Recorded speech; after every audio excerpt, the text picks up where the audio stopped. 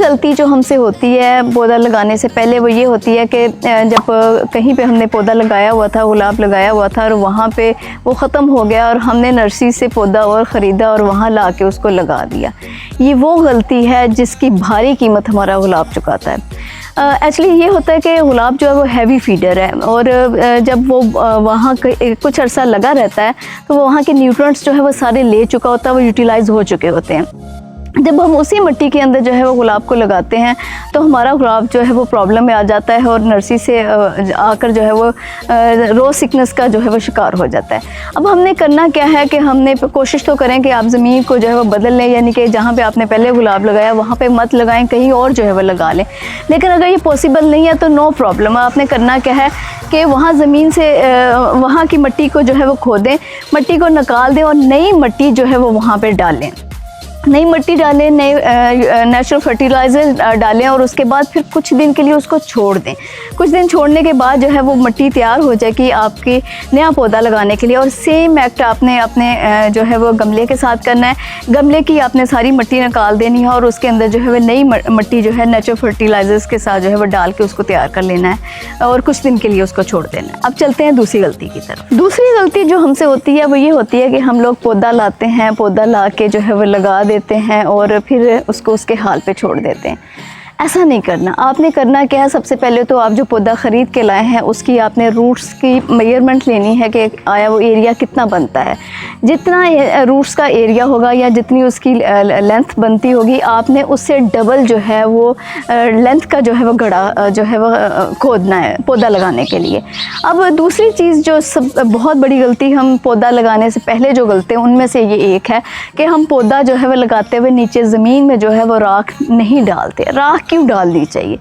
राख जो है वो नाज़रीन, जब पौधे के ऊपर जो है वो कीड़े जो लग जाते हैं गुलाब पे हमारे, उसकी वजह यही होती है कि हमने नीचे ज़मीन में जो है वो राख नहीं डाली होती। तो आपने करना क्या है कि एक दफ़ा जो है वो आपके पास अगर घर में कुछ भी जलाने के लिए है तो वो आप जला के जो है वो राख तैयार कर लें और उसको जो है वो डाल के किसी चीज़ में रख लें। वो आपके मुख्तलिफ़ चीज़ों में जो है वो आपके काम आ जाएगी। और मज़ीद बारबेक्यू वगैरह भी हम लोग घरों में करते रहते हैं, तो आप जब भी ऐसी कोई चीज़ कोई इवेंट आपके घर में हो तो आप वो राख जो है वो संभाल लिया करें इस तरह से। ये वो टिप्स हैं जो आपके जो है वो आने वाले वक्त में आपके काम जो है वो आती रहती है।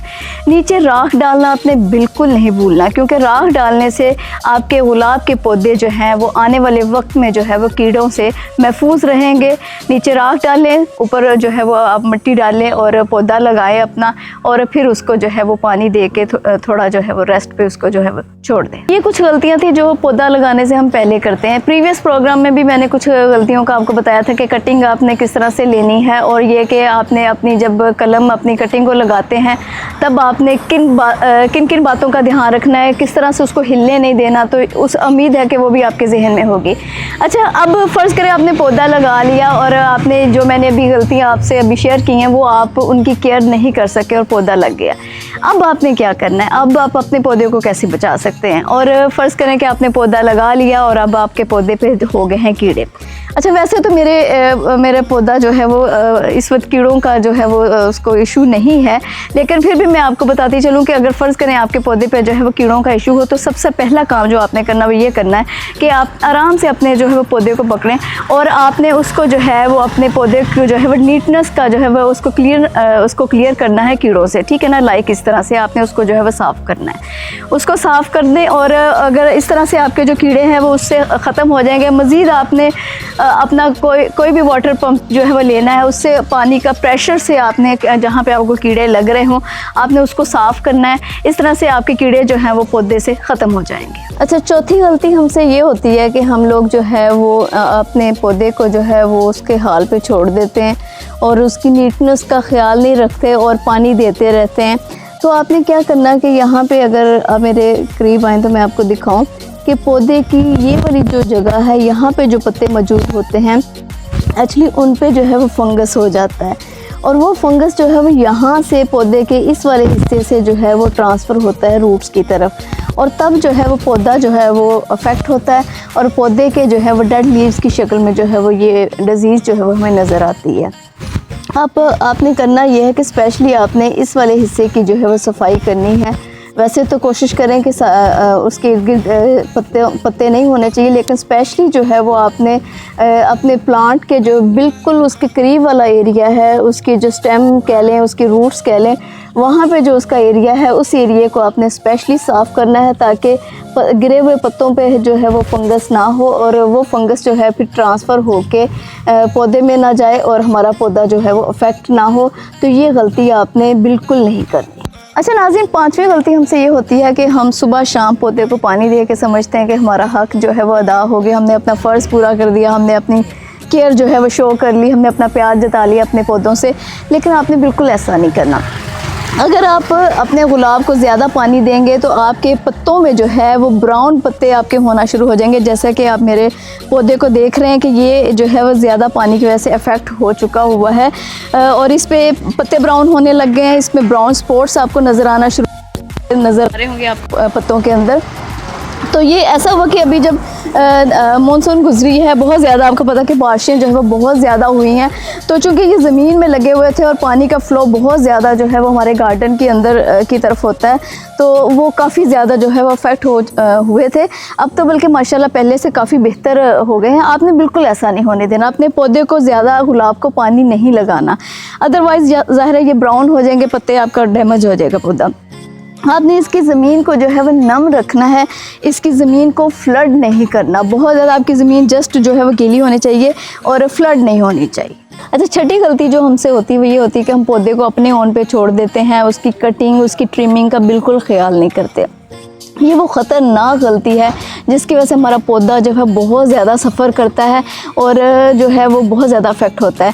पिछले प्रीवियस प्रोग्राम में भी मैंने आपको बताया था कि इंग्लिश रोज़ेज़ के साथ जो है वो वाइल्ड रोज़ेज़ ग्रो करना शुरू कर देते हैं, जो कि बहुत डेंजरस होते हैं। हमने उसको ग्रो नहीं करवाना। जैसे कि अभी मैं आपके साथ अपने पौधे की ट्रिमिंग, कटिंग वगैरह करूँगी, तो ये देखें कि ये यहाँ पे जो है वो मेन उसकी जो है ब्रांच के साथ जो है वाइल्ड रोज़ जो है वो ग्रो कर रहा है। मैंने यहाँ से इसको जो है वो ये काट देना है और काटने के बाद जो है वो इसको कोशिश करें कि इसकी आप हल्की सी जो है वो वहाँ से उसको जो है वो लाइट इस तरह से जो है वो उसको मज़ीद आप काट दें, ताकि वो जो मज़ीद आगे जो है वो ग्रो ना करे।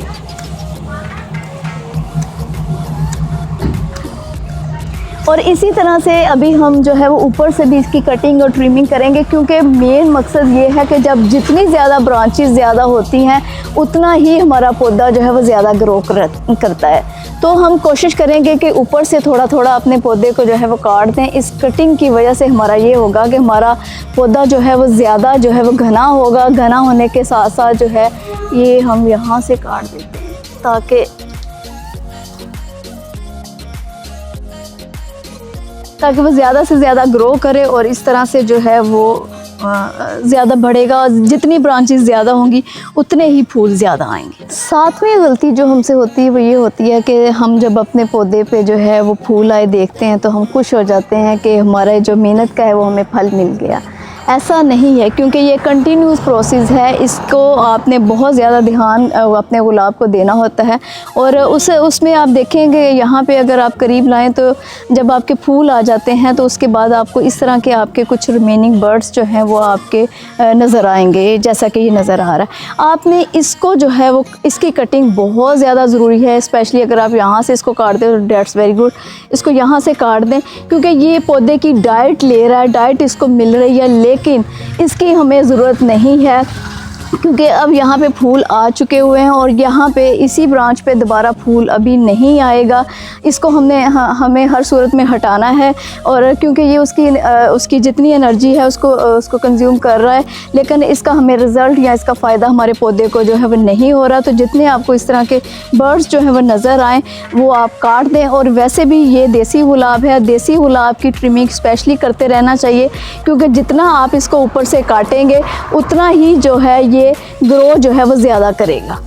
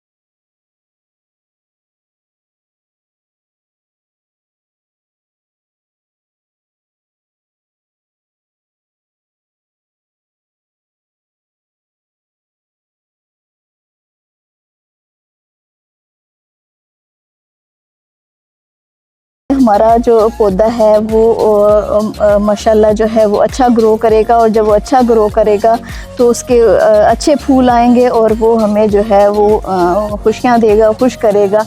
तो इस तरह से एक तो आपकी गोडी की गोडी हो गई है, ऊपर से जो है वो आपने इसको केले के छिलके जो है वो इसकी ज़मीन में जो है वो आपने इस तरह से उसको जो है वो कर देना है, ठीक है। और अगर आपको लगे कि वो बाहर निकल रहे हैं तो भी कोई इशू नहीं है, आप उसको हल्का सा उसके अंदर करके जो है वो दोबारा मिट्टी को थोड़ा नरम करके दोबारा उसके ऊपर जो है वो कर दें। तो ये भी बहुत फ्रूटेबल है और ज़्यादा से ज़्यादा फूल लेकर आएगा। अच्छा नाज़रीन, 9वीं गलती हमसे ये होती है कि हम अपने पौधे को जो है वो बहुत ज़्यादा सूरज की रोशनी में जो है वो रख देते हैं कि इस पर धूप ज़्यादा से ज़्यादा है। आपने बिल्कुल ऐसा नहीं करना। गुलाब के पौधे को धूप चाहिए होती है, लेकिन बहुत ज़्यादा सूरज की रोशनी जो है वो नहीं चाहिए होती। बल्कि इवन मैं यहाँ तक कहूँगी कि इंग्लिश रोज़ेज़ जो हैं स्पेशली जो है वो बहुत ज़्यादा सूरज की रोशनी से जो है वो अफेक्ट होते हैं और उन पे फूल जो हैं वो कम आते हैं। तो इस चीज़ का भी आपने लाजमी ध्यान रखना है कि अपने अगर आपके गमलों में हैं तो ऐसी जगह पे आप अपने पौधों को रखें, अपने गुलाब को वहाँ पे रखें जहाँ पे कम धूप आती है, चलती फिरती धूप आए, लेकिन सूरज की बहुत ज़्यादा रोशनी जो है वो वहाँ पर ना आए। तो लेकिन अगर ज़मीन में लगे हुए हैं तो आप कुछ ऐसा अरेंजमेंट करें कि उस पर जो है वो उसको छाँव भी मिले, ताकि जो है वो ज़्यादा अफेक्ट जो है वो सूरज की रोशनी से ज़्यादा ना हो। तो ये गलती भी ऐसी है जिसकी वजह से हमारे फूल आने में प्रॉब्लम होती है। अब चलते हैं पौधे की गुलाब की डाइट की तरफ कि इसको आया हमने क्या देना है जिससे ये खुश हो और हमें ज़्यादा से ज़्यादा जो है वो फूल दे। कुछ बातें तो मैंने अभी आपसे डिस्कस की हैं, गलतियों के थ्रू आपको समझाने की कोशिश किया है, जैसे पानी कितना देना है और कब देना है, और ये कि गोडी कब करें और जब करें तो उसके अंदर जो है वो केलों के छिलके जो है वो उसको जो है वो उसको दबा दें, उसको मिट्टी के अंदर शामिल कर दें। मज़ीद बात को आगे बढ़ाते हैं तो नाज़रीन, सबसे पहले मैं आपको बताती चलूँ कि हमारा जो गुलाब है इसको जो है वो नेचुरल फर्टिलाइज़र्स जो है वो बहुत पसंद है।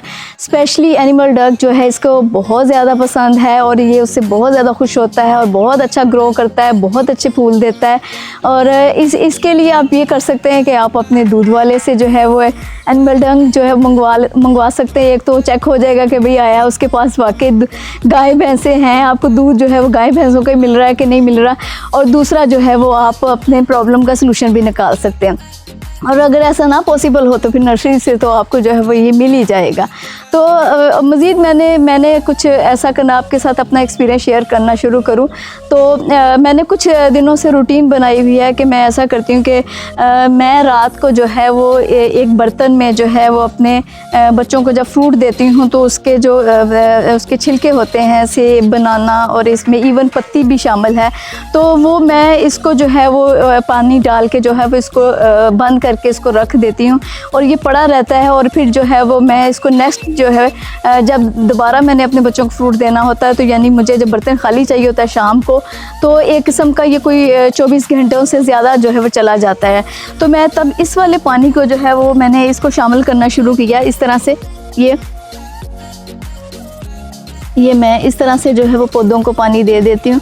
तो एक तो ये वाला जो पानी है वो उसके न्यूट्रिएंट्स ज़मीन में बढ़ाता है और वो पौधा जो है उसको सादा पानी के बजाय ये वाला पानी जो है वो ज़्यादा अफेक्ट करता है और इसके मुझे काफ़ी बेहतर रिज़ल्ट्स जो है वो नज़र आ रहे हैं और बेहतर पौधा जो है पहले से बेहतरी की तरफ जो है वो है।